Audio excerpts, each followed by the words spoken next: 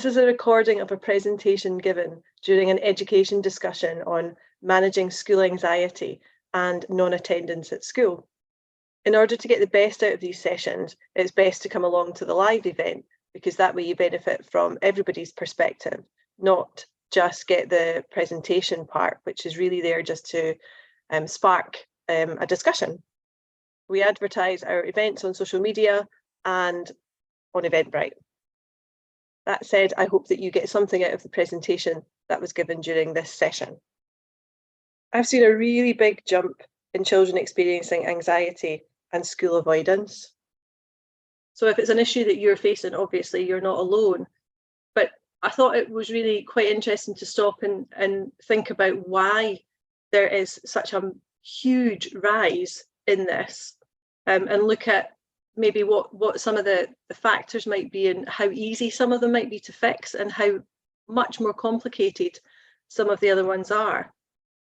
And the other thing that I'm really aware of when I'm talking is that lots of you will be parenting children who have complex needs, and there are no easy solutions to that, particularly when you've used up so much of your energy fighting for support, putting things into place. It's really quite difficult sometimes to think about where you go next. But hopefully at some point, somewhere along the hour and a bit tonight, there will be something that somebody says that gets you thinking, and maybe there'll be something that you can try. So on the screen just now are some of the common causes maybe of anxiety and school non-attendance. So one of them, often that I see, because I work in upper primary, is that as children progress through school, the learning becomes more complex. So if your child is struggling with learning and has got low self-esteem because of that, then they might turn to avoidance as their easy solution.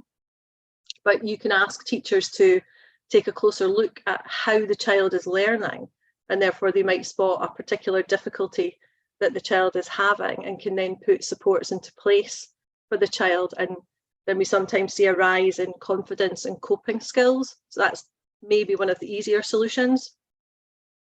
But there's also the fact that I think that teaching and learning today often focuses on collaborative learning. Either teamwork is the goal, or whatever it is that you're learning through teamwork. And for children who have delayed development, difficulties with emotional regulation, or who are on the spectrum, all of that kind of creates an additional barrier. It's not just the actual learning, that the learning of science that you're doing something else in addition to that. And that might be the thing that causes the overwhelm. And also we've got things like the older the children get, the more they become aware of other people. They might start to look outwardly at social communication, might be thinking about how they fit into groups or how they are perceived by others. And again, that's a really big thing for children maybe who have ASD and or who are just neurodivergent full stop.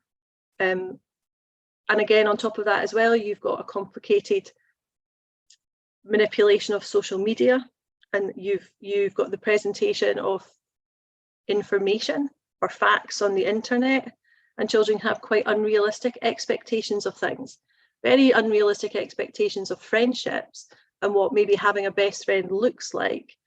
And therefore, when that doesn't quite work, or when there's a rupture in that relationship, they don't have the necessary skills to repair that. Screen time is a big issue for lots of reasons. We learn to read people through practice. We listen, we look, we pick up facial and body cues. We pick up the intonation in people's voices when we're just having conversations with people, or we're playing with people.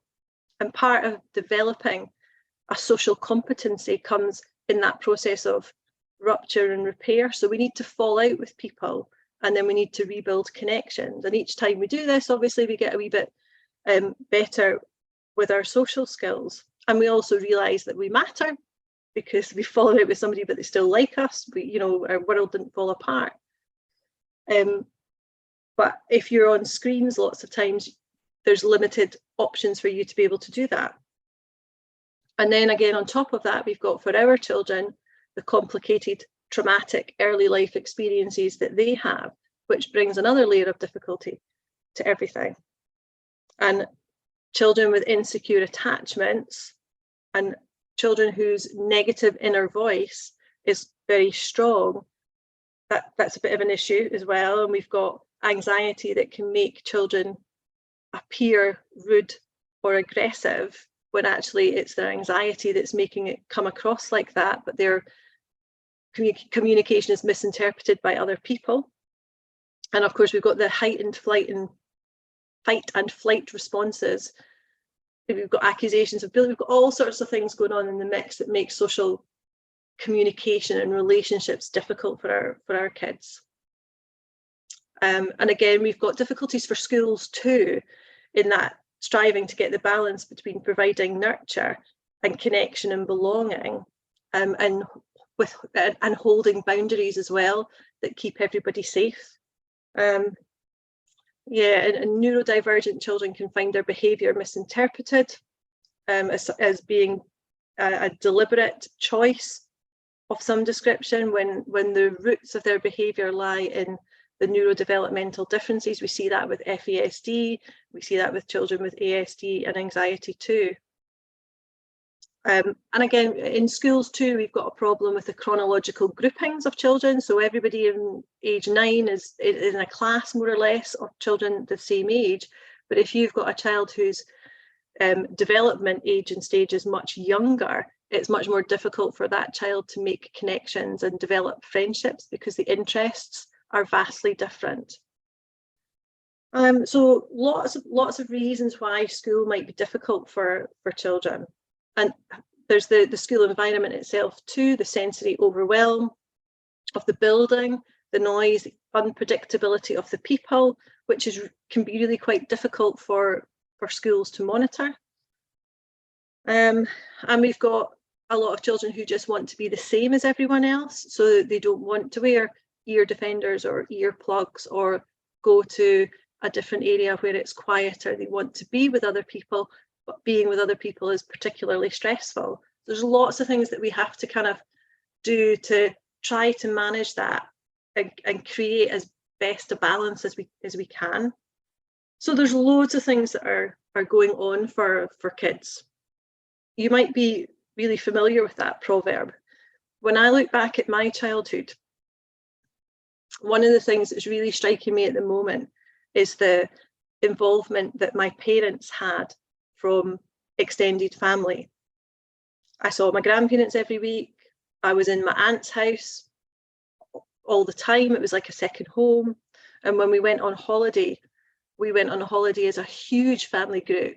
And when I was counting it up, there were about 6 different families that were involved with kids too. So there was loads of people, loads of positive adult interactions that I had in my childhood, and lots of opportunities to rub along with other kids, to fall out with other kids, to make up with other kids, to be creative with them, and to kind of figure out for myself where I fitted in with things.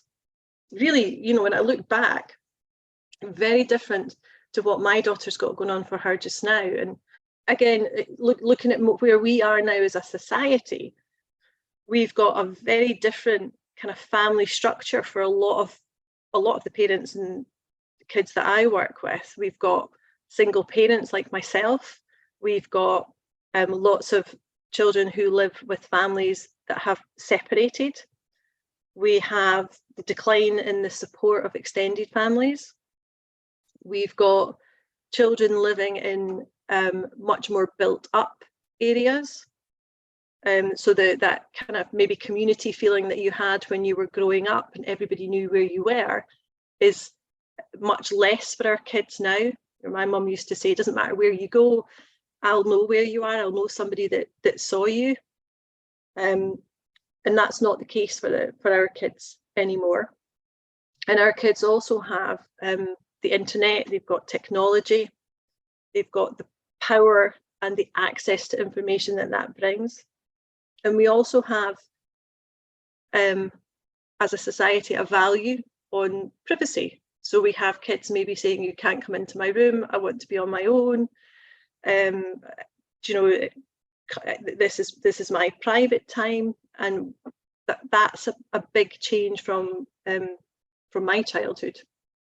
And we've also got that change in educational values that I talked about too. We've got a value that's placed upon working together, but working together when they've had less opportunities to create connections with adults and with other children in their kind of growing up time, if you like. And I think that relationship contact that people have is what is a fundamental factor in building resilience. So our experiences, my experiences as a child, which were comparatively rich in relationships and building resilience, my learning at school would have mostly been kind of listening to the teacher, following what the teacher said. I don't really remember working in groups at all lower down in the school. I might have done that later on when I built up to it.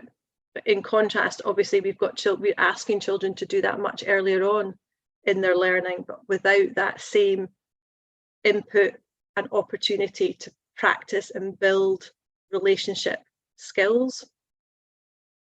And we also have maybe a society that has come to value children and children's voices and children's rights far more than they did in the past, which is a right thing to do. But it is also a kind of difference that we have in society that maybe will influence how we respond to things. So a couple of things to think about there. And then the other thing, just before we stop and we have the first discussion, there's lots of really good guides about what anxiety is and how to manage anxiety, and I can send you lots of different links after this. But these were just some of the kind of unhelpful thinking patterns maybe that children who are anxious develop, and you might see some of them in your children. And again, some of them are really quite dominant in certain mindsets. So seeing that black and white thinking can be really common in ASD mindsets and can be, quite extreme. So either something was really a fantastic success or it was a terrible failure, and there's no in between. It's the whole day in school, or you just don't go at all. And there's no kind of grey area. So if we can encourage people to be more flexible in their thinking, if we can model that, I've made a mistake, never mind, I'm going to turn it into something different, and we can talk out loud about our own thinking, we can maybe encourage our kids to do the same. We've got catastrophizing, focusing on the worst possible outcome of a situation. What if everybody sees me? What if I make a mistake? What if it's wrong? Just going to the total worst case scenario. And again, the solution might be to look at what are all the other outcomes. Come on, let's make a plan. Let's write down what it is that we're going to do. What's your evidence for that? We see lots of children using their emotions as their reason for something.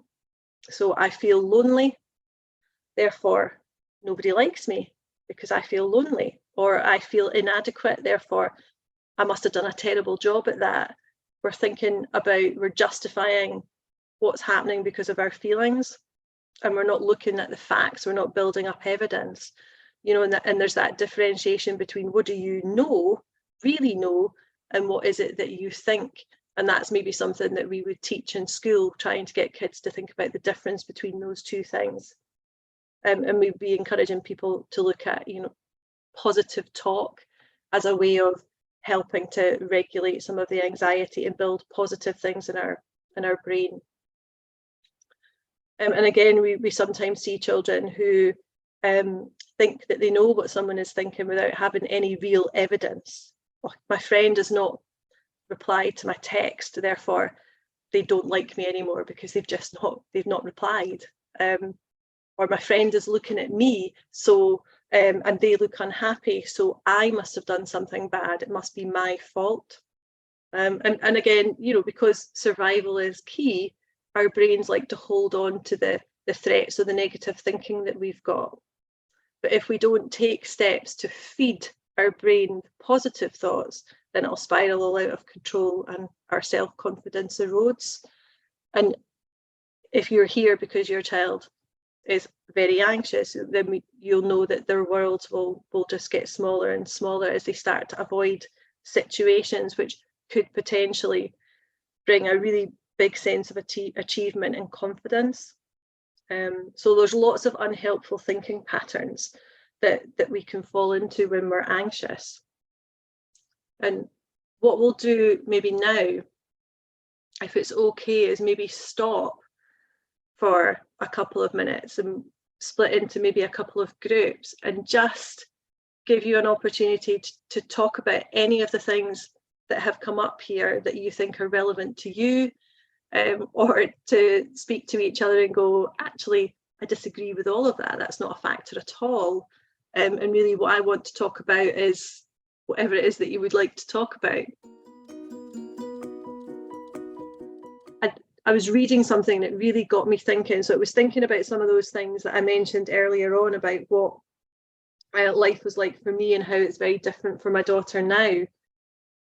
And also thinking about the fact that in my job, there's a really fine balance between making adaptations for a child with anxiety and providing support, and then kind of going too far in enabling anxiety and making it worse, because I've kind of, in my bid to try and get it right, I've seen me create a situation where I've made the alternative so inviting that the child then has found it quite difficult to go back to class. So that I have to try to somehow or other find the balance. So thinking about what I said earlier and thinking about that much, much bigger, broader picture, are there things that we could do that might actually help without kind of looking at the nitty-gritty of coming into school at a certain time in the morning?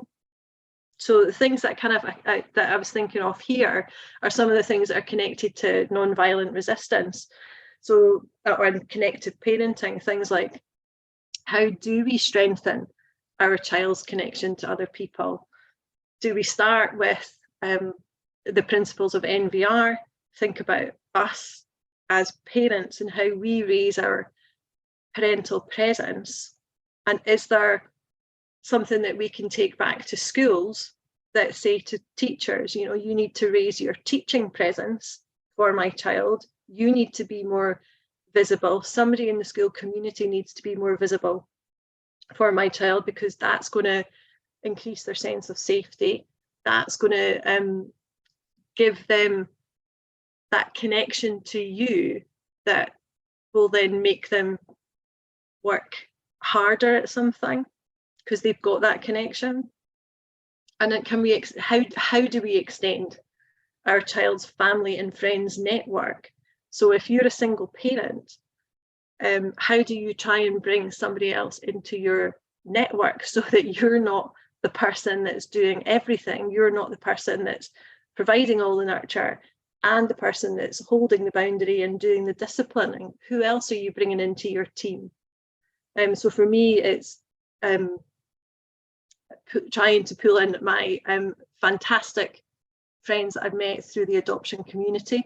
It's continuing to have contact with foster carers. It's trying to hold on to connections through clubs, and to keep that kind of adult connection going. And then it's through trying to build relationships with people at school, and that is always a hit or a miss depending on, I suppose, how you click with somebody or how open and responsive you feel somebody is. But maybe again we think about what do we learn from connective parenting and NVR? How do we use that technique on somebody that we find quite tricky?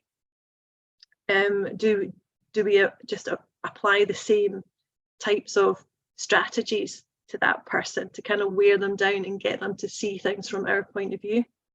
And again, that idea of stability, and I like the wee kind of picture here, if our role as a parent is to try and keep our child on some sort of even keel, and there's all sorts of things that come at us that can cause our child to be all over the place, not just in terms of triggers from the outside world, but triggers from things that are happening inside their body.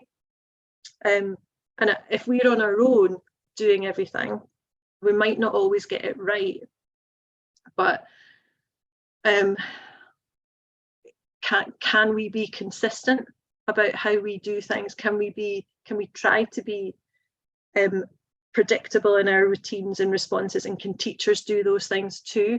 And again, you know, things like in NVR, we're not picking up every single little thing to deal with. We're choosing the one thing that is our focus point or our priority.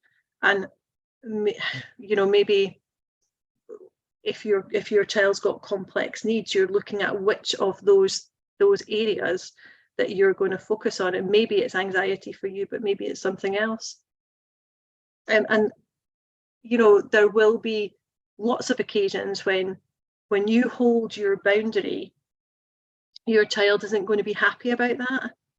That's okay. You don't always have to be happy.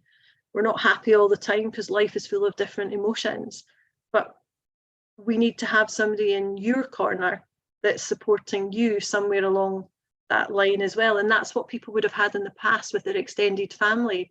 So we're looking at trying to think creatively about who you get in your corner that you can call up, or somebody over the phone can come in and help support you, and, you know, say to your child, oh, your mum was telling me, or your dad was telling me such and such a thing, but provide some kind of support for you. And it would be great if teachers and parents were on the same side and were being consistent about the same thing in the same way. And I know that that's often easier said than done, I think. And the other thing is, I think it's holding the hope, the belief that our child is going to manage, that they might not be at a place where they've yet got into school without needing some support, but there's always, when we talk about that expectation, that there will be a day when they can overcome it, and we support and we encourage and we provide the nurture. And somewhere on my Facebook the other day, I saw a lovely picture on the Post Institute page of some steps that looked absolutely horrific for climbing.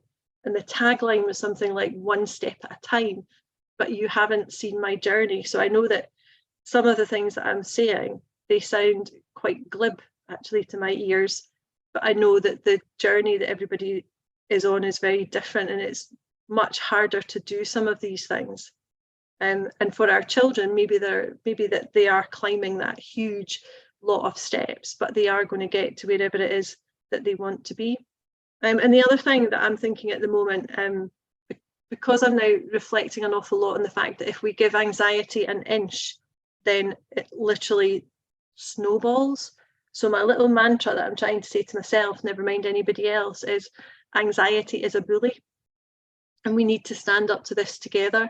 And you will be able to do this because I'm here with you. I'm supporting you. Mrs. X over there is supporting you. You're not on your own. Come on, we're going to do this together, and trying to help the child reframe things rather than do what I might have done at some point in the past, which is try and take the stress of that situation away. But it's acknowledging that actually it's there, but it's okay because we'll do it together. I'm with you. It's that kind of fine line of differentiation. And then that last part is the fact that we do all of this together. You're not alone. Your child isn't alone. You're part of a team. So look around, where are the other members in your team and who are you pulling in? So like I said a wee minute ago, you can pull in people from the voluntary sector onto your team. If you're finding it difficult to get your point of view across in school, you've got people like an educational psychologist or an OT, or somebody who works at Bernardo's that you can pull into your team that are more likely to have the same perspective on things that you do. And I know I often talk about adoptive parents and foster parents as parents who are professional parents. They've been on every parenting course. They've been on so many different meetings with different professionals that you have more knowledge than the person that you are talking to across the table. And that can be really frustrating when you feel that the person across the table isn't listening to you. But you should be part of a GIRFEC team. So the whole purpose of that, if it's working properly, is that you are all on your child's team, and that the GIRFEC is looking at that 24 hours of your child. So that's you in it together, and that should be the starting point, I think, for everybody.